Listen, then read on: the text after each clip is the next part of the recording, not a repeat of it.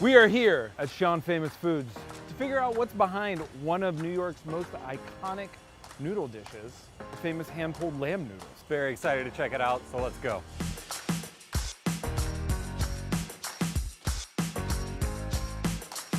Lamb is something that we use a lot in our dishes, not just in our spicy cumin lamb dishes.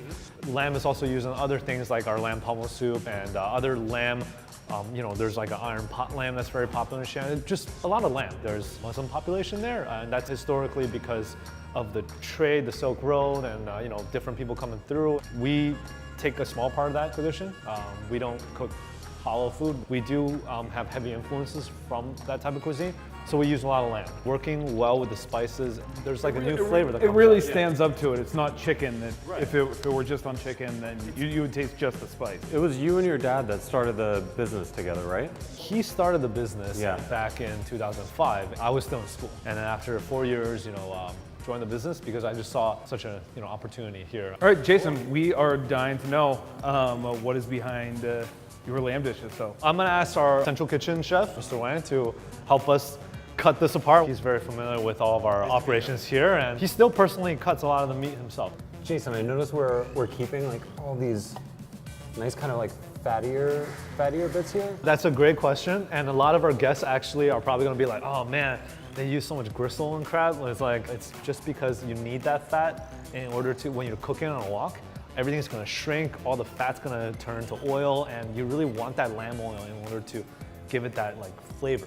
do you predominantly only use lamb shoulder? Any parts of lamb, honestly, that has that mixture of like fat and lean meat. It really does give you that kind of natural balance of like a decent amount of fat, but it's also a hard-working muscle. Yeah. You get a lot of flavor out of it. We're just gonna marinate this a little bit. It helps to tenderize the meat, get some of the unpleasant gaminess out of it, really just give it a better texture as well when we're cooking it. So what's gonna go in our marinade? Salt, cooking wine, we have starch here, and some oil. Looks like we have enough lamb for our dish later. Right. We're gonna bring you over to our store here that's attached to our central kitchen. We're gonna cook this on our wok, and then we're gonna do the noodles, and it's lunchtime. Awesome. Cool, Perfect. let's do it. All right. Let's do it.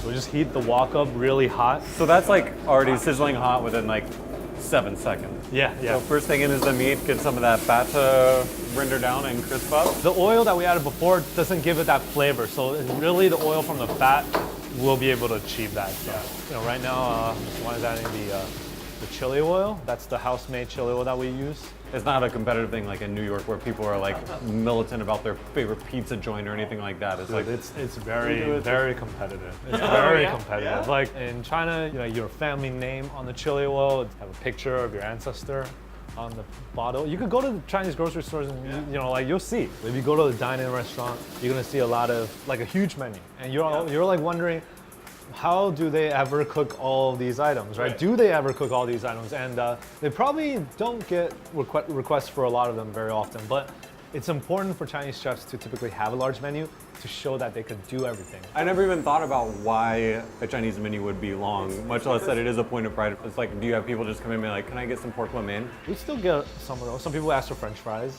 Some people ask for chicken wings. I think thankfully because we're in a big city and we do have a lot of exposure to different cuisines, so people sort of understand how do you measure up with the food that's actually in Xi'an, right? That's another sort of question, and I'm very confident about it because the thing is, you can't find this food in Xi'an.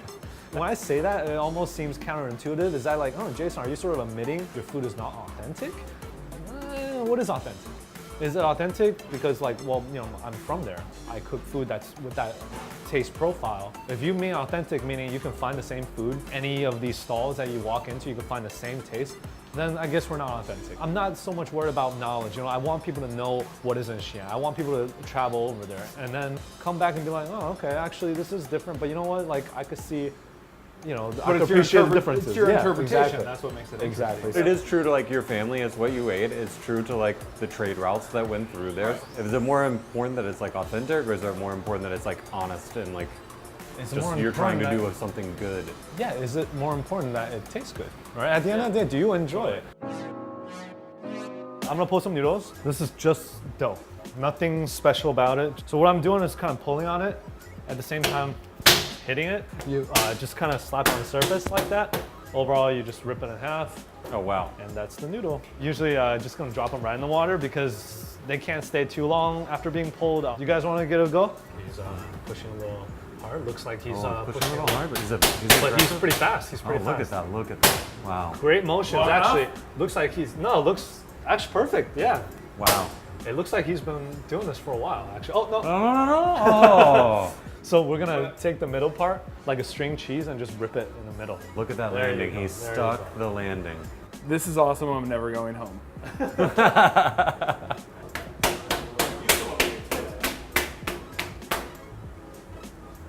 This is fun as hell. So it looks pretty good. We fished these out and they're ready to go. Freshly cooked lamb from before. I got the cabbage here and it's blanched, and we got some scallions and chive flowers and celery mix.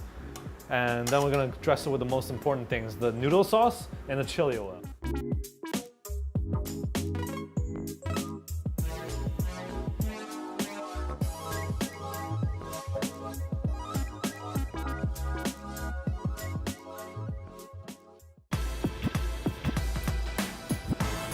That is so good. I love this dish.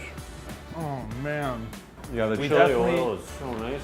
Yeah, we're super generous with the cumin, but it works in this case. The shoulder is the perfect cut for it too. It has texture. It's gonna go well with the noodles, but because there's fat to it too, it stands up to that spice. Yeah.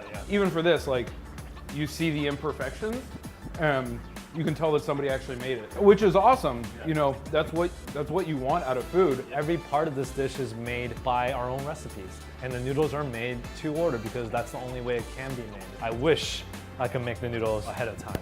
That would save a lot of trouble. It's one of the special things about us, though. So it's something I probably wouldn't change. It's perfect for New York. You order your food, you get it in 3 to 5 minutes.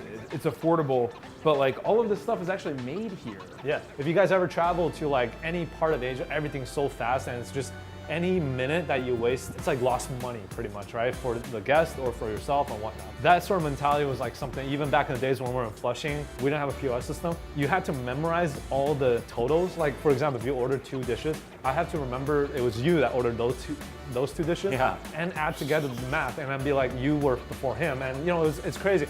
But that was kind of the culture that our business was built on. So much fun to learn about a serious New York City iconic dish. I appreciate you guys coming, and you guys really good with the noodles. That was the most surprising part of it all. I was like, you guys are gonna be pretty good in the meat rooms. I don't know about the noodles part, but wow, you guys are good. Yeah. What time do we show up for work tomorrow? Let's get here at 9, I think. Okay, cool. This is better than the meat hook. The commute shouldn't be that bad. No, I'm just kidding.